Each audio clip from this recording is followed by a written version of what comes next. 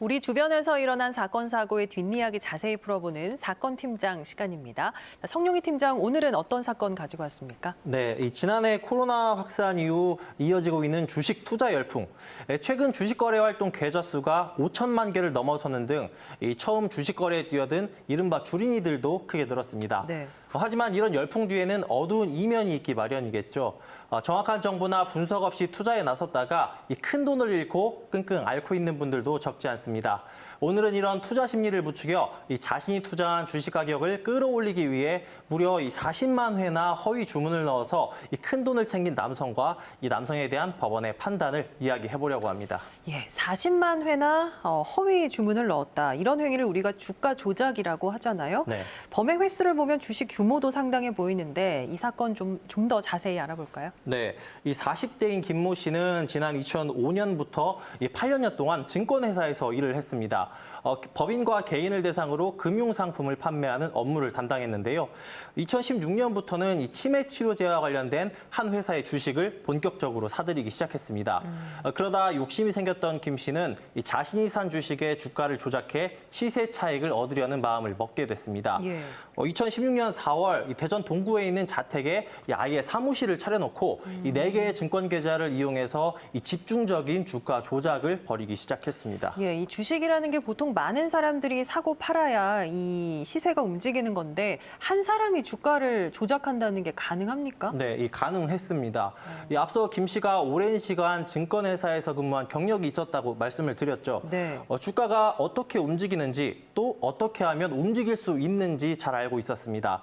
주식을 하시는 분들 아시겠지만 어떤 주식이 활발하게 거래된다거나 현재 가격보다 더 높은 가격으로 이 주문이 걸려 있는 경우 많이 오르겠구나 이렇게 예상을 할 수가 있겠죠. 그렇죠. 김 씨는 이런 심리를 이용했습니다.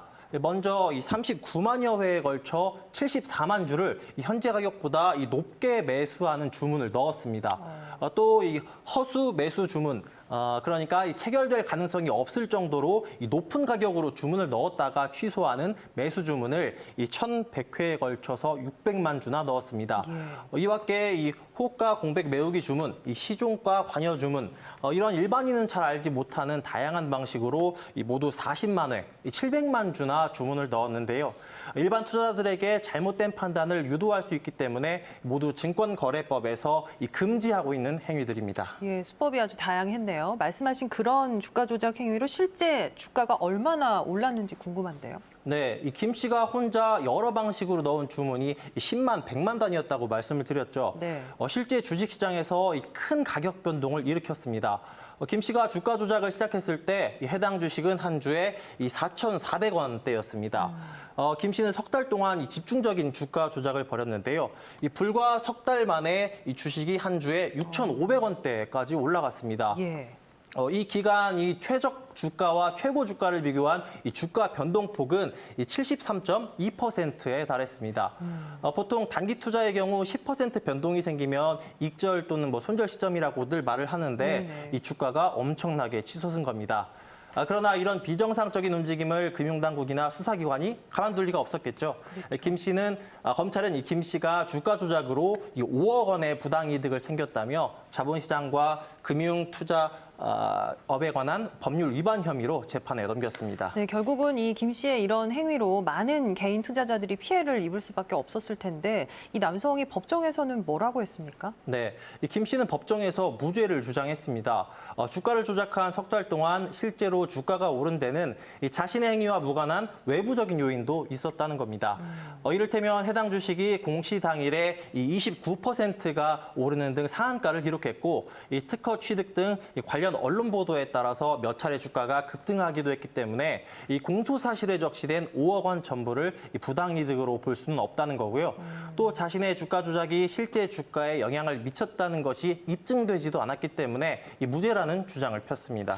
예, 1심 재판부가 이런 김 씨의 주장을 받아들였습니까? 네, 일부만 인정을 했습니다. 김 씨 주장처럼 이 주가 상승에는 이 정상적인 거래와 언론 보도 등 외부적인 요인이 상당 부분 있었다고 봤습니다. 그래서 김 씨가 챙겼다고 하는 5억 원에서 이 다른 요인으로 인한 주가 상승분을 제외하고 이 김 씨의 부당이득을 산정해야 한다고 밝혔는데요. 하지만 현실적으로 이 주가 조작과 다른 요인으로 인한 상승분을 구분할 수가 없기 때문에 이 부당이득을 산정하기 곤란한 경우라고 판단했습니다. 예, 그러면 김 씨에 대한 처벌은 어떻게 내려졌나요? 네, 이 정확한 부당이득 규모를 산정할 수가 없다는 것이지 이 주가 조작 행위 자체가 무죄라는 뜻은 아니었습니다. 네. 1심 재판부는 김 씨의 주가 조작 행위가 이 건전한 자본시장의 육성과 발전을 저해하고 불특정 다수의 일반 투자자들에게 예측하지 못한 손해를 입게 하는 것으로서 이 중대 범죄에 해당한다고 판단했습니다. 또 김 씨가 금융기관에 근무하면서 이 투자에 관한 법규와 윤리규범 등을 잘 알고 있었는데 때도 이 주가 조작으로 반복적으로 이런 범행을 벌였다며 죄질이 나쁘다고 판시했습니다. 다만 김 씨가 이 범행을 인정하고 반성하는 점, 또 조직적 범행이 아니라는 점을 참작해서 최근 이 징역 1년에 집행유예 2년, 또 벌금 1억 5천만 원을 선고했는데요. 김 씨가 항소장을 제출해 사건은 2심으로 가게 됐습니다. 예, 여기까지 듣죠. 성 팀장 수고했습니다.